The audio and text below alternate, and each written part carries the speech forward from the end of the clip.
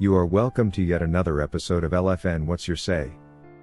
The #1 listening show where we discuss real issues with real people like you. We are still featuring R. Kelly, real name Robert Sylvester Kelly, also known as the R&B King. 5 years ago, when R. Kelly's legal problems commenced, many media platforms, including those that would have wished to host him on their show, were quick to take advantage of this rare opportunity for them to point the guns at him.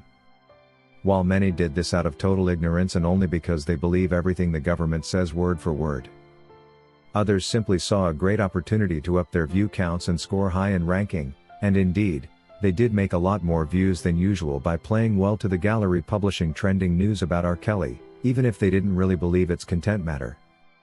And it wasn't just media houses talking. So many freelancers as well, who saw the opportunity to grow their audiences on fake news, stepped in and helped the malicious government, together with those that financed the takedown to destroy arguably the biggest talent that ever lived on planet Earth. The real daytime women were no exception. Unlike many others, they were quick to dive in and take the opportunity to pounce on R. Kelly with no real cause. Strangely, one of them began by confessing how she had always been a fan of R. Kelly, loved his music so much and the personality too. She, however, blundered when she mentioned that she and many others found themselves in a foggy place, unsure whether to judge R. Kelly or not, considering he had been acquitted when he faced similar charges before. A proper interpretation of this would mean she was only beginning to think he could be a bad person only because the government had indicted him. Now this is the journalism that is currently trending, where reporters and panelists only speak their emotions and not properly researched facts. We've heard so many allegations, we've heard so many things, and you're like, but he was never convicted, so maybe it doesn't matter.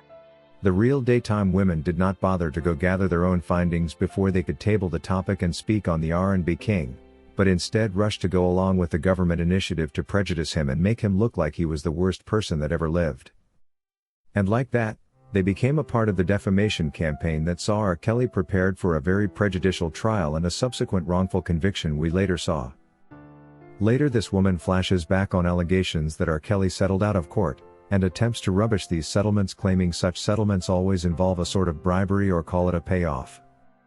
This sounded rather shallow coming from what I would have expected to be experienced panelists on a big show like The Real Daytime is. Just how can one refer to attorney-mediated settlements as bribery on such an international platform for the whole world to know how uninformed and trivial one is? It's important to know that when it comes to civil cases, such settlements are acceptable and are a recognized part of a legal process, usually encouraged for as long as the accusers feel satisfied with the compensation negotiated by well-trained attorneys. The real show presenter should have also known that these cannot be referred to as simply payoffs, for they are well negotiated through a formal and proper legal process. She actually had no right to degrade such a constitutional mandate in the U.S. civil legal system. Whatever the real daytime women said that day was only aimed at attracting cheers from their ever-clapping audience, but not to lay out facts as they truly are. And this is the major problem we have with mainstream media now extending tentacles among social media giants who will speak to the emotions of their audiences rather than research the facts and compare notes before reporting. R. Kelly quickly became a victim of these unethical self-appointed journalists who acted like they had information, yet they knew nothing of what the law says with regard to the accusations that were levied against him.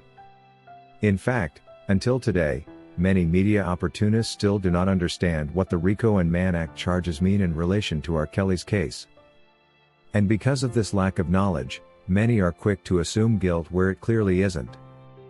There are certain important conditions that must be met if anyone is to be convicted with such advanced charges, and R. Kelly meets none.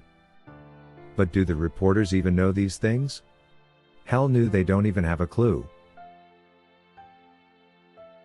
If these reporters knew the impact of some of their misinformed communications to the world, especially when it has to do with a high-profile celebrity like R. Kelly that is followed globally, they would probably return to their show and apologize to the millions of supporters and fans who can see right through their actions, and that are totally displeased by their prejudicial tendencies.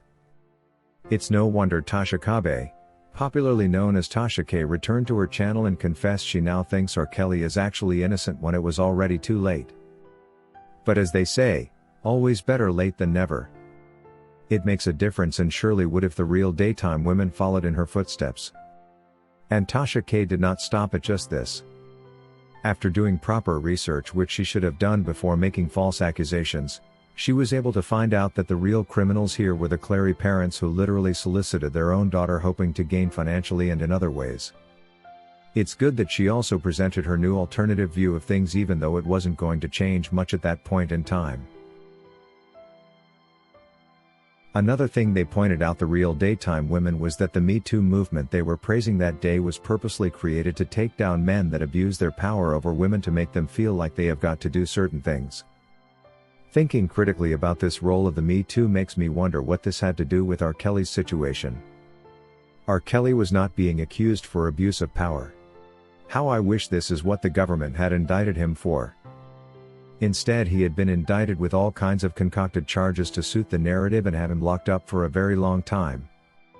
Meaning, if the Me Too were after him, they were the wrong organization fighting the wrong man. Basing on the charges that were written on the charge sheet, it was supposed to be the anti-cartel advocates and the police on this forum and not the Me Too movement.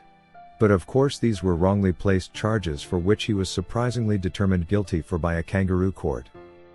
R. Kelly was never guilty for RICO or Mann Act violations. These were concocted charges only introduced to confuse the already corrupted jury and guarantee a long stay in prison as the 30 years that were eventually issued. According to Rose, the real daytime women will discuss topics as though they have done enough research, pretending to be professional journalists. However, when it comes to matters of the law, they have only proved they need legal assistance to better understand the legal meanings of all the charges that were levied, and what they mean for the case against R. Kelly. R. Kelly was declared guilty with no real evidence to prove this.